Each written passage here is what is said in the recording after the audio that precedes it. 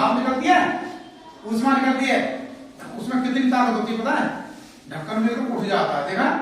उसी तरह से ऊष्मा होती है। हाँ, तो ये ऊष्मा उसमें ज्यादा निकलती है। तो इन वर्णों को जो हम उच्चारण करते हैं, जब हम अपने मुख से बोलते हैं, तो इनमें क्या है? ज्यादा ऊष्मा निकलती है। जैसे स, श, स और ह निकल गया।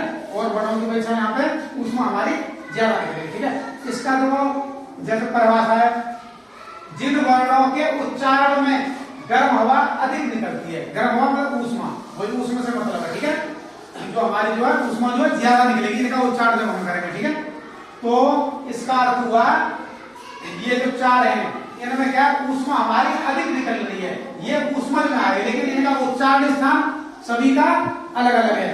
प्रांजल ध्यान दो, इनका उच्चारण स्थान अलग अलग है। जैसे श, देखो एक बात है, स सभी स हैं, लेकिन इनका उच्चारण स्थान सबका अलग अलग है। इसका है तालु, जीभ थोड़ी सी उठेगी। ठीक है, श सलजम बोलते हैं, सलजम ऐसे बोले श।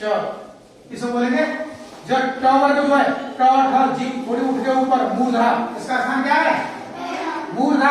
क्या स्थान है? मूर्धा। जीभ थोड़ी सी उठेगी इसमें, तो जैसे बैक पलटेंगे जीभ को, तो बोलेंगे ट, इसका स्थान है मूर्धा श। इसका उच्चारण क्या है? दांत के आसपास रहेगी जीभ।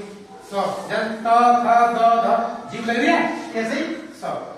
इसका स्थान क्या है? कंठ। अकु विसर्जनीयानाम कंठ, इसका स्थान क्या है? कंठ।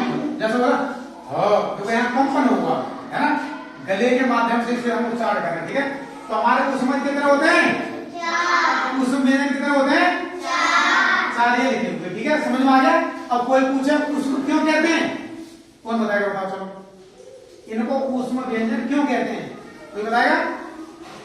क्योंकि इनके उच्चारण में हमारी जो है ऊष्मा या गर्म हवा ज्यादा निकलती है। ठीक है, समझ, इसलिए इन्हें क्या कहते हैं? ऊष्मा कहते हैं। ठीक है, कॉपी में नोट करो सभी, कल याद करके आना। ठीक है।